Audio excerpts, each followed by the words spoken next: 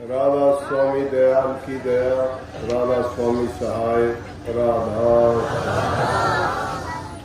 जब सावन का महीना आता है और सिरसी में बारिश नहीं होती तो बुलाया करें,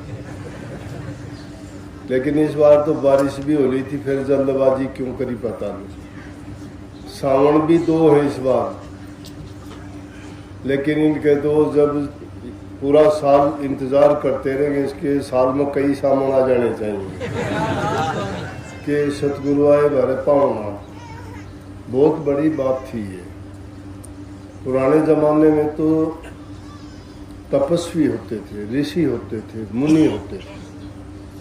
तपस्वी ऋषि मुनि जंगलों में रह के अपनी साधना करते थे, और जब कभी किसी को कोई मतलब पड़ गया या उनका आना जाना होया कोई विशेष अवसर पर, तो उनसे आशीर्वाद लेते थे। आज की तरह से जमाना नहीं था। ये तो कलयुग की खूबी है कि संत इस काल में प्रकट हुए। इसलिए ये परंपरा भी बनी, जब किसी के घर में संत पधारते हैं तो वो लोग कहते हैं कि इससे भाग्यशाली, इससे बड़ा दिन हमारी जिंदगी में क्या होगा।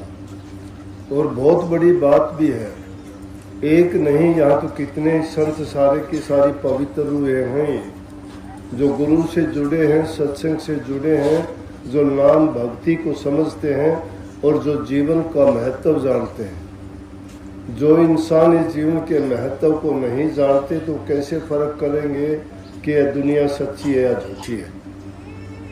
सतगुरु ने क्यों बता दिया? सतगुरु ने ये नहीं कहा कि ये भाई बंधु कुटुंब परिवार खाना कमाना ये छोड़ दो आप, ये नहीं कहा किसी ने। ये जरूर कह दिया कि जगत में हमारा कोई नहीं है, किसी का भी हो तो बताओ।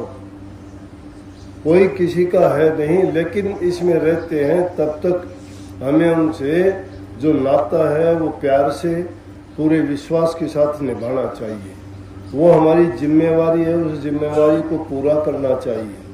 मिथ्या इसलिए समझो कि वो हमारा अगत में साथ देने वाला नहीं है कोई भी, चाहे हमारी संतान है, चाहे हमारे माँ बाप हैं, चाहे हमारे मित्र सखा बंधु हैं। हमारा साथ तो हमारे कर्मों में देना है, और कर्मों में भी सबसे शुभ और नेक कर्म होता है प्रभु की भक्ति। और उस भक्ति का रास्ता संतों से ही मिलता है, और किसी दुकान पे ये सामान नहीं मिलता।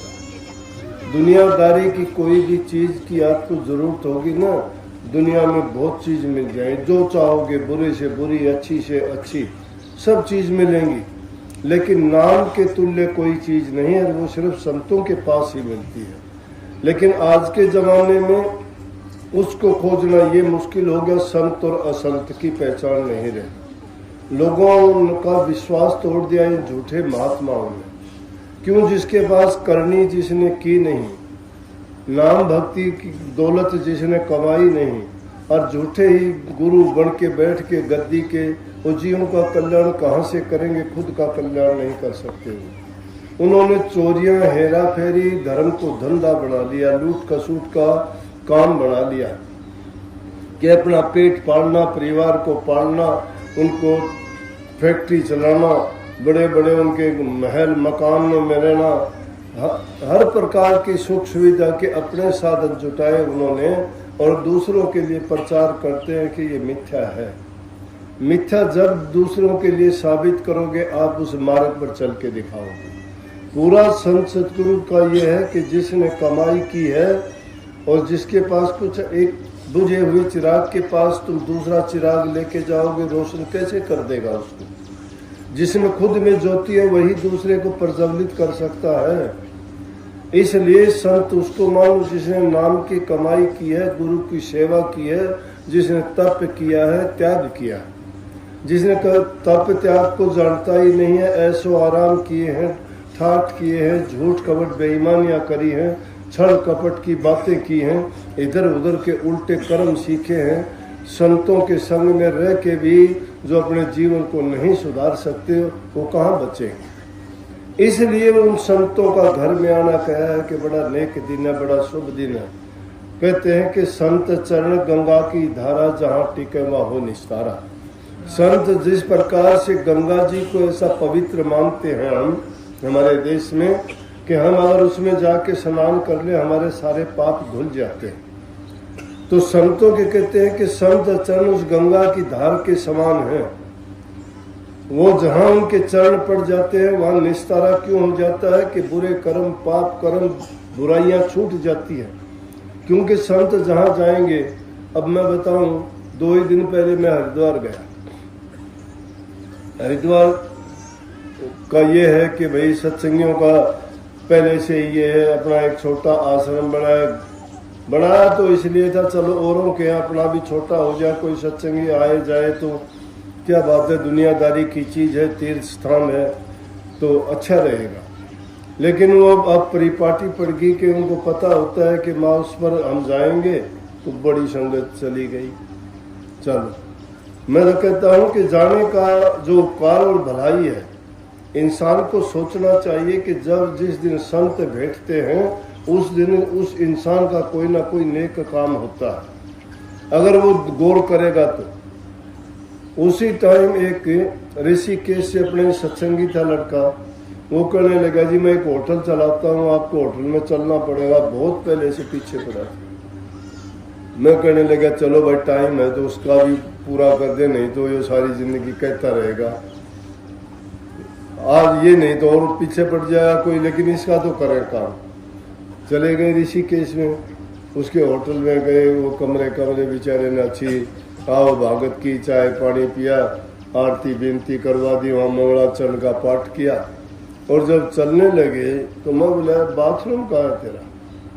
तो नीचे जब रिसेप्शन पे बोले, मैंने अपने आप में देख लिया, बाथरूम में जाके देखा तो 10 सिगरेट पिए हुई पड़ी उसमें, पीछे के टोटके पड़े हो सिगरेट की। मैं बड़ा, और उसमें इतना बुरा हाल, आदमी खड़ा नहीं हो सकता। मैं बाहर आके बोला भाई उसमें सिगरेट कौन पिए? बोला तू पीता? बोला ना जी मैं तो नहीं पीता। उसकी माँ बोल पड़ी पीता है जी, झूठ बोलता है। मैं बोला यार मैं कोई आपको ये थोड़ा कह रहा था, मैं तो पूछूं था क्योंकि इतना गंद खाना, कोई आदमी आके उसमें घुस भी नहीं सकता, कम से कम सफाई तो कर देता। मैंने बोला जी गलती होगी, आइंदा के लिए मैं नहीं पीऊंगा।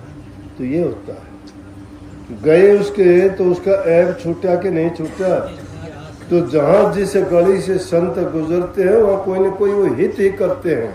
ये ना सोचो कि बुरा करने के लिए या उसकी कोई बुराई करने के लिए या उसके बारे में कोई गलत बात कह दी, नहीं। जो भी संत कहते हैं वो दूसरे के हित की बात कहते हैं, उसके संभालने की बात कहते हैं, उसके लाभ की बात कहते हैं।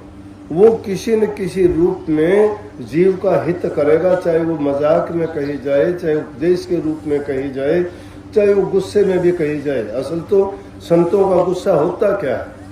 वो गुस्सा दातक होता है, घातक नहीं होता।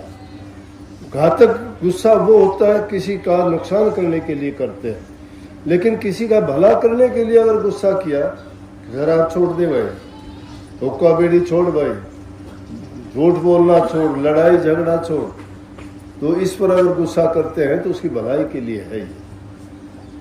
इसलिए कहिए संत चरण 68 से उत्तम, 68 तीर्थों को बड़ा मानते हैं, लेकिन महापुरुषों ने फरमाया है संत चरण 68 से उत्तम भूमि पवित्र जहां पग धरते हैं। जिस भूमि पर पग धरते हैं वो भूमि पवित्र हो जाती है। ऋषियों के आश्रम है, वहां जाके अगर देखोगे, क्यों कहते हो वाह, बड़ी शांति मिलती है। आश्रम में जाके आते हैं लोग, बाहर से दूर से आते हैं, कहते जी कितना शांत वातावरण है, यहाँ आके हमें शांति मिलती है। क्यों मिलती है शांति?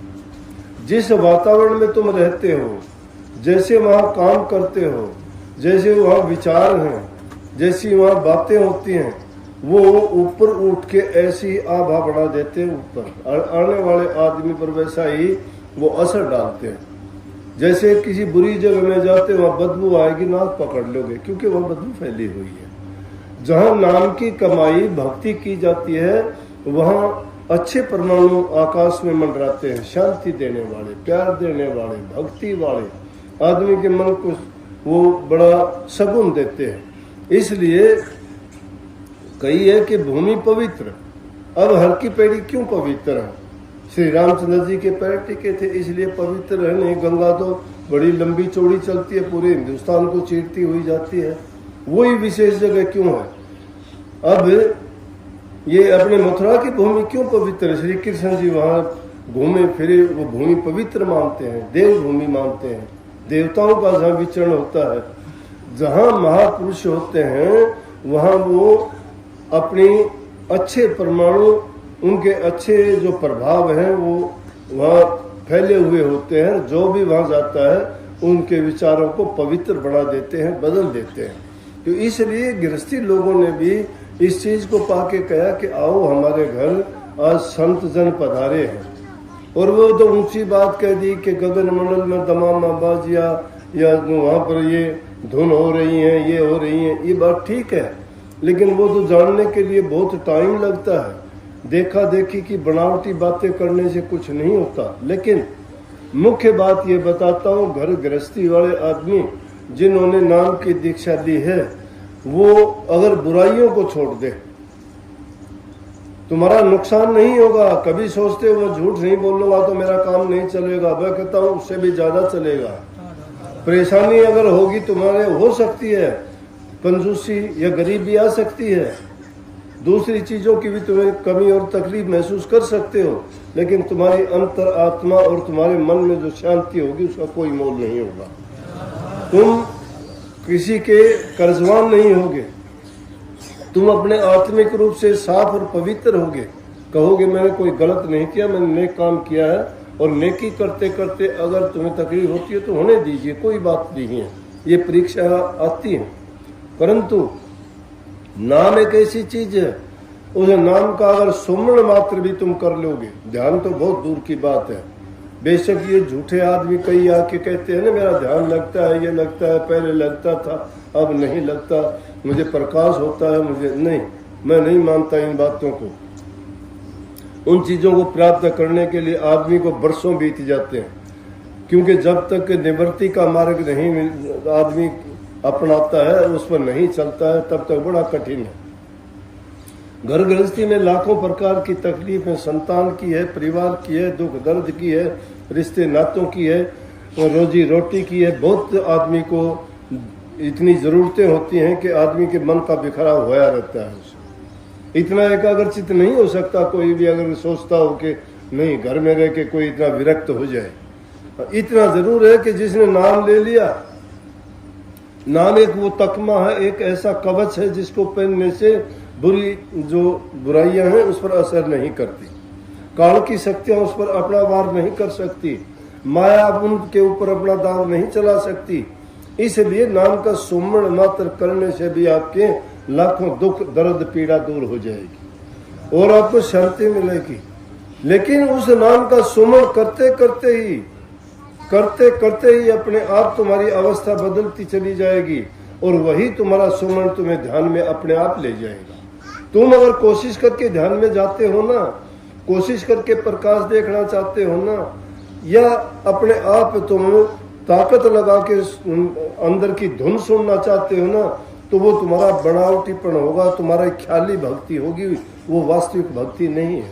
वास्तविक भक्ति जब होगी जब सुमरण करते करते तुम खो दोगे अपने आप में, नाम में अपने आप को ऐसे रमा दोगे, नाम में और तुम में कोई अंतर नहीं होगा। जब बैठोगे उठोगे, तुम्हें काम करते हुए भी तुम्हारी वृत्ति नाम में ही लगी रहेगी। दुनियादारों को काम करते हुए दिखाई जरूर दोगे, लेकिन मन में तुम्हारे वही रहेगा, वही चलेगा, वहां से आदमी कभी बिछड़ता नहीं है। सुमन जब इतना पक्का हो जाता है ना, तो आदमी उसी में उसका वृत्ति जुड़ी रहती है, काम शरीर से करते हैं।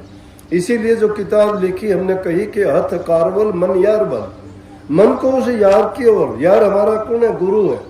परमात्मा हमने नहीं देखा, न परमात्मा का कोई चित्र है, न किसी ने परमात्मा का रूप आज तक दिखाया है, बताया है, लेकिन गुरु पर जिसका यकीन और विश्वास है, वही गुरु रूप तुम्हें साधारण रूप में उनका अनुभव करवा देंगे। बता तुम भी नहीं पाओगे वो कैसा है, लेकिन अनुभव करवाएंगे, आपको जरूर करवाएंगे। तुम्हें अंदर में जब लेके जाएंगे, अंदर में जब उस जहूर को देखोगे, तो आपको पता लगेगा कि हाँ मालिक का रूप ये है। लेकिन उसका ना तुम वर्णन कर सकते, ना उसकी तस्वीर बना सकते, ना किसी को दिखा सकते, ना समझा सकते, ना बता सकते। कबीर साहब ने भी कह दिया, साफ कहा उन्होंने, समझो बात को। क्या कहते हैं कबीर साहब? कहते अब दो क्या बतलाऊं कैसा एक अगम गोचर ऐसा। ये समझाता है कि मैं कैसे बताऊं। आप मेरे से पूछते हो कि भगवान का रूप बताओ।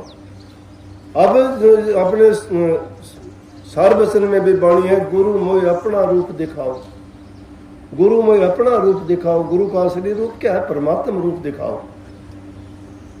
कहते हैं ये भी रूप प्यारा मोको, इससे वो दर्शाओ अंदर वाला। उसके लिए कबीर साहब भी इनकार कर गए। कहते हैं कि अब दो क्या बतलाऊं कैसा एक अगम अगोचर ऐसा, जो कई ऐसो है भी नहीं, जिसको कहते हो वो नहीं है।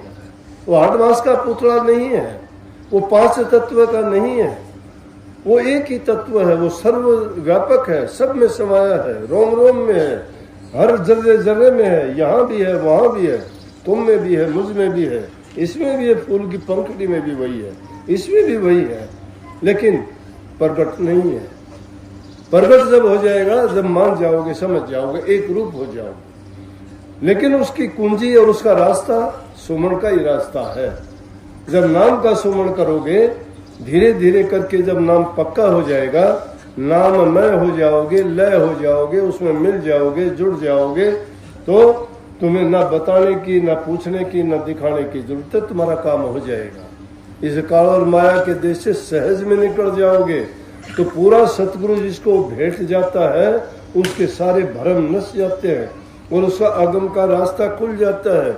ये जन्म मरण के बंधन, ये दुख द्वंद संसार के, ये मलिन वासनाएं, ये भ्रम और जितने भी ये आडंबर हैं, ये सब छूट जाते हैं आदमी के। क्योंकि व्यक्ति जब अंतर में लग जाती है तो वास्तविकता उसकी समझ में आ जाती है, फिर दुनियादारी के फंड में नहीं पड़ता।